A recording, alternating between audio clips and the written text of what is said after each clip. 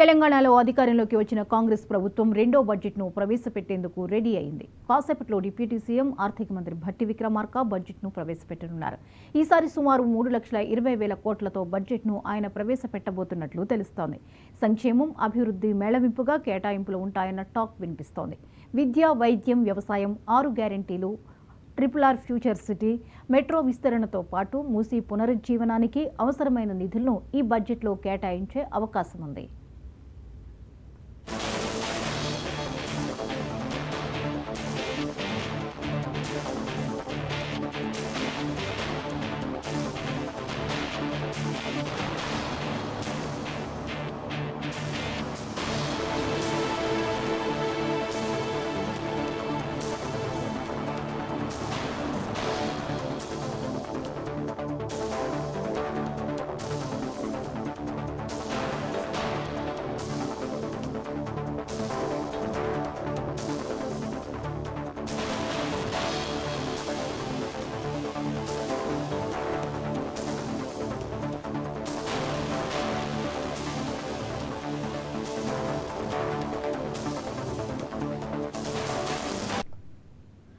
అయితే ఎన్నికల సమయంలో కాంగ్రెస్ పార్టీ ఇచ్చిన 6 గ్యారెంటీల అమలులో భాగంగా మిగిలిపోయిన పథకాలను పట్టాలెక్కించాలని రేవంత్ రెడ్డి సర్కార్ భావిస్తోంది.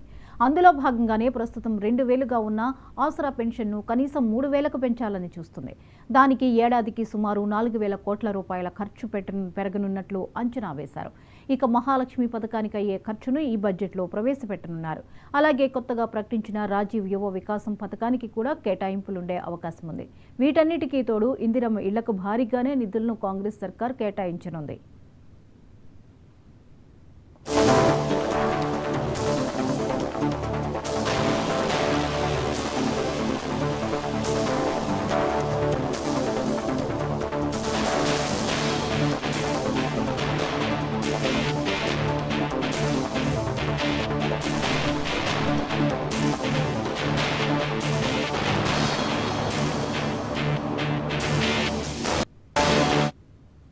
ఇక రాష్ట్ర వ్యాప్తంగా రోడ్ల నిర్మాణం, మెట్రో విస్తరణ, ఫ్యూచర్ సిటీకి కూడా నిధులను సైతం కాంగ్రెస్ ప్రభుత్వం కేటాయించనుందని తెలుస్తోంది. ఈసారి పీఆర్సీని ప్రకటించే ఛాన్స్ ఉన్నట్లు ప్రభుత్వ వర్గాలు పేర్కొంటున్నాయి. కాగా ఈసారి బడ్జెట్ 3.20 లక్షల కోట్లుగా ఉండనున్నట్లు తెలుస్తోంది. గత కొన్నేళ్లుగా తెలంగాణ రాష్ట్ర బడ్జెట్ను పరిశీలిస్తే ఒక్క కరోనా ఏడాది మినహాయిస్తే ప్రతి సంవత్సరం 25,000 కోట్ల నుంచి 35,000 కోట్ల మేర బడ్జెట్ పెరిగిపోతోంది. మొత్తంగా ఈసారి బడ్జెట్ ఎలా ఉండబోతుందనేది ఆసక్తిగా మారింది. ఈ అంశంపై మరిన్ని అప్డేట్స్ని ఇన్పుట్ ఎడిటర్ నవీన్ అందిస్తారు. నవీన్, ఈరోజు ప్రవేశపెట్టబోయే బడ్జెట్ తెలంగాణ అసెంబ్లీ సమావేశాల్లో కొనసాగనుంది. ఎలా ఉండబోతోంది? ఎటువంటి అంచనాలతో ఈరోజు బడ్జెట్ ప్రవేశపెట్టనున్నారు? మరికొద్దిసేపట్లోనే అసెంబ్లీలో కేబినెట్ సమావేశం కూడా ప్రారంభం కాబోతుంది. కొద్ది నిమిషాల్లోనే ఆర్థిక శాఖ మంత్రి భట్టి విక్రమార్క కూడా నేరుగా ప్రజాభవన్ నుంచి అసెంబ్లీ కూడా చేరుకునేటువంటి అవకాశం కనిపిస్తుంది. దాంతో పాటు ముఖ్యమంత్రితో పాటు మంత్రులందరూ కూడా ఈ యొక్క కేబినెట్ సమావేశంలో కూడా పాల్గొనేటువంటి అవకాశం కనిపిస్తుంది. ముఖ్యంగా ఈ ఏడాది బడ్జెట్ సంబంధించిన అంశాలపై ఈరోజు బడ్జెట్ ప్రవేశపెడుతున్నటువంటి నేపథ్యంలో కేబినెట్ లో ఆమోదం తెలిసిన తర్వాత ఉదయం అంటే సరిగా 11:15కి ఈ భట్టి విక్రమార్క ఈ బడ్జెట్ ను కూడా అసెంబ్లీలో ప్రవేశపెట్టారు. దాంతో పాటు మండలిలో చంద్రబాబు కూడా ప్రవేశపెట్టేటువంటి అవకాశం కనిపిస్తుంది. అంటే గత ఏడాది కంటే ఈసారి దాదాపు ఇంకొక 50 లక్షల కోట్ల వరకు కూడా ఎక్కువగా చేపట్టాలని చెప్పేసి కూడా నిధులు కేటాయించాలని చెప్పేసి కూడా నిర్ణయం కూడా తీసుకోవడం జరిగింది. ఎందుకంటే నిన్న జరిగినటువంటి సమావేశంలో మాత్రం అనేక శాఖలకు సంబంధించినటువంటి మంత్రులు కూడా తమ శాఖలకి లాస్ట్ ఇయర్ కంటే ఈసారి ఇంకా ఎక్కువగా నిధులు కూడా కేటాయించాలని చెప్పేసి కూడా వారు కోరినటువంటి నేపథ్యంలో వారందరూ కూడా ఈసారి కొంత ఎక్కువగానే నిధులు కూడా కేటాయించేటువంటి అవకాశం కనిపిస్తుంది. కానీ ఈసారి మాత్రం గతం కంటే అంటే గతంలో 2,90,000 కోట్ల నిధులు కూడా కేటాయించడం జరిగింది. అంటే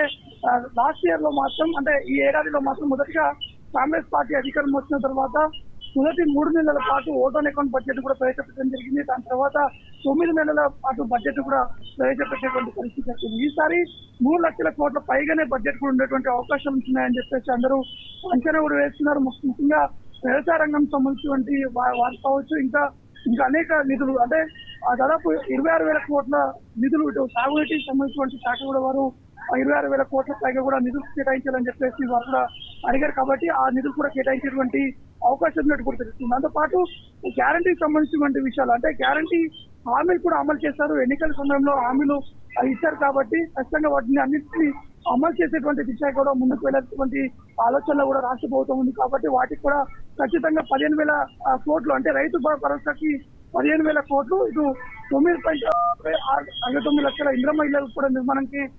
37,000 కోట్ల పైగా కూడా వారు కేటాయించేటువంటి అవకాశం ఉందని కూడా తెలుస్తుంది. దాంతో పాటు ఆరోగ్యానికి సంబంధించినటువంటి విషయానికి వస్తే ఆరోగ్య శాఖ కూడా ఎక్కువగా నిధులు కూడా కేటాయించేటువంటి అవకాశం ఉన్నట్టు కూడా తెలుస్తుంది. ఎందుకంటే ఆరోగ్యాన్ని శాఖని ఖచ్చితంగా ఇంకా అభివృద్ధి చేసే విధంగా కావచ్చు, ఇంకా హాస్పిటల్స్ ని ఇంకా ఎక్కువ టెక్నాలజీ కూడా తీసుకురావాలని చెప్పేసి ప్రభుత్వం ఆలోచన చేస్తున్నటువంటి నేపథ్యంలో ఆరోగ్య శాఖ కూడా ఎక్కువగా నిధులు కూడా కేటాయించేటువంటి అవకాశం ఉన్నట్టు కూడా తెలుస్తుంది. దాంతోపాటు ఇప్పటికే 50 కోట్ల వరకు కూడా ఈ శాఖ కూడా అందుతున్నాయి. దానికంటే ఇంకా ఎక్కువగా కూడా ఈ ఆరోగ్య శాఖ కూడా అందించేటువంటి విధంగా కూడా అన్ని ప్రయత్నాలు కూడా కొనసాగుతున్నాయి కూడా తెలుస్తుంది. దాంతోపాటు ఈ రోజు బడ్జెట్ ప్రసంగం ఉన్నటువంటి నేపథ్యంలో కూడా అందరూ ఆసక్తిగా కూడా ఎదురు చూస్తున్నారు. ముఖ్యంగా రైతులకు సంబంధించినటువంటి విషయం చూస్తుంటే రైతులకి వ్యవసాయ పొలాలు ఇప్పటికే ఎండిపోయినటువంటి పరిస్థితి ఉన్నాయి కాబట్టి వాటికి ఖచ్చితంగా నీళ్ళు అందించేటువంటి విధంగా కూడా ప్రభుత్వం అయ్యే విధంగా ప్రయత్నం చేయాలని చెప్పేసి అందరూ కూడా భావించారు. నిన్న జరిగినటువంటి అసెంబ్లీ సమావేశాలు కూడా ఈ అంశాన్ని కూడా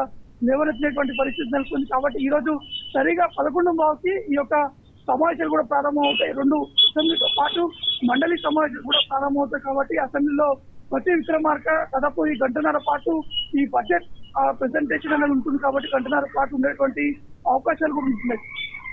అయితే నవీన్, రాజకీయ పార్టీలు పథకాలని చూపించి అధికారంలోకి వచ్చినటువంటి పరిస్థితులే మనం చూస్తున్నాం. పథకాలు హామీలని చూసి ఉన్నాం. సో వీటికి కేటాయింపులు ఎలా ఉన్నాయి? గతం కంటే ఈసారి వాటికి కేటాయింపులు పెరిగే ఛాన్సెస్ ఉన్నాయా? ఎలా ఉండను?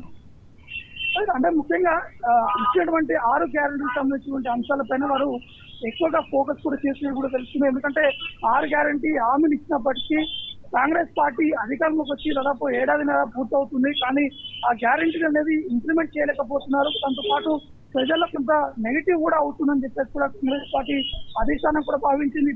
ఇప్పటికే ఈ బడ్జెట్ లో కూడా ఈ 6 గ్యారెంటీకి సంబంధించినటువంటి ఆ అంశాలతో పాటు ఇవన్నీ కూడా సుదీర్ఘంగా చర్చించిన తర్వాత ఈ స్కీమ్ పైన ఎక్కువగా ఫోకస్ కూడా పెట్టి తెలుస్తుంది. కాబట్టి ఈసారి ఈ బడ్జెట్ లో మాత్రం 6 గ్యారంటీ స్కీమ్లకి ఎక్కువగా నిధులు కూడా కేటాయించేటువంటి అవకాశం కనిపిస్తుంది. ఎందుకంటే చాలా మంది ఇబ్బందులు పడుతున్నారు. దాంతో పాటు మహిళలకు ఇస్తున్నటువంటి ఆ డబ్బులు కావచ్చు, ఇంకా అనేక స్కీమ్స్ కూడా ఉన్నాయి. కాబట్టి వాటన్నిటిని ఇంప్లిమెంట్ చేసేందుకు కొంత నిధులు కోరుతా ఉన్నటువంటి నేపథ్యంలో ఈసారి ఉన్నటువంటి బడ్జెట్ లో మాత్రం ఖచ్చితంగా 3 లక్షల కోట్ల పైగానే ఈసారి ఈ యొక్క బడ్జెట్ ఉంటుంది. కాబట్టి ఖచ్చితంగా చూడాల్సింది అంటే ఏ శాఖకి ఎంతవరకు కేటాయించేటువంటి అవకాశం కనిపిస్తుంది. ఎందుకంటే గత ఏడాది కంటే ఈసారి ఖచ్చితంగా దాదాపు 20-30% పెంచేటువంటి అవకాశాలు ఉన్నట్టు కూడా తెలుస్తుంది. Right, thank you Naveen.